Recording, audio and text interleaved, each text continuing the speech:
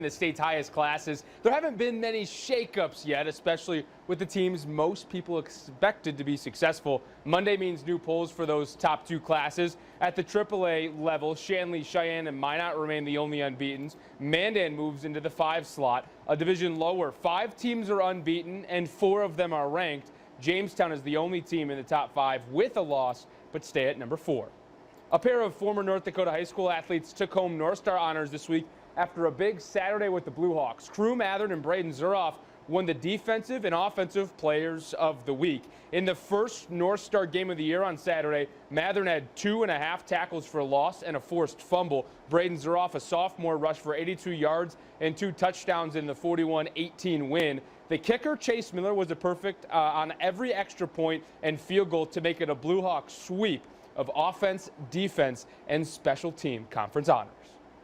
Audrey Garlitz is a sophomore on the UMary women's soccer team. She's originally from LeGrand, Oregon, and moving to Bismarck last year was the first time she had to overcome certain challenges on her own. This is her story. Audrey Garlitz is in her second year on the University of Mary soccer team, a sport she's loved since middle school. I just fell in love with the sport. I did cross country and track and basketball as well, but just soccer, I fell in love with it. Now as a sophomore in Bismarck, she's gotten into a rhythm. But her time with the Marauders hasn't come without its challenges. Yes, I can't hear a single thing without my implants on. Before she found soccer, Audrey had to find ways to live life while being completely deaf. We found out when I was 2. So I passed my newborn hearing test, and so I was born with hearing, and then I lost it. She immediately received cochlear implants. The following years involved work with audiologists and pathologists to help with hearing and speech.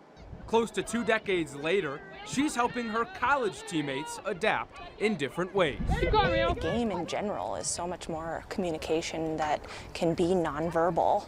We've learned that about her and what her needs are, and I think more observant and more just, aware as something she's taught us.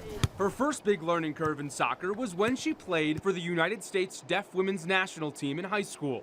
Part of the experience is competing without hearing assistance.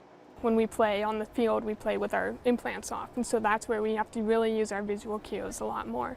And so that's how I got to actually improve in the game of soccer. Once I played with my implants on again, I just used my eyes and I could just see the field a lot better than I did before. Not only is Audrey overcoming obstacles while playing a college sport, but she's also studying to help others.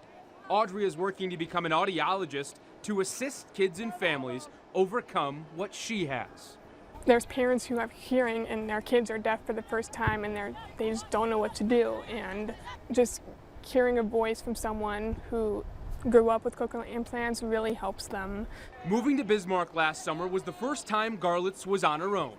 She learned to stay positive and that her support system extends into the blue and orange. We always are looking out for each other, and Audrey, regardless of what her limitations may be, it's just another person that we're looking out for. I think that that's what we do here. We're family and take care of each other. There's definitely going to be lots of barriers in the way in growing up, and so they're teaching me as I grow that you're going to deal with this stuff, so you got to fight through it. But and you just got to stay positive through it all. So. Audrey and the Marauders played this afternoon against MSU Moorhead in their first Northern Sun game of the fall, and Mo Malone scored in the 18th minute to make the difference and win.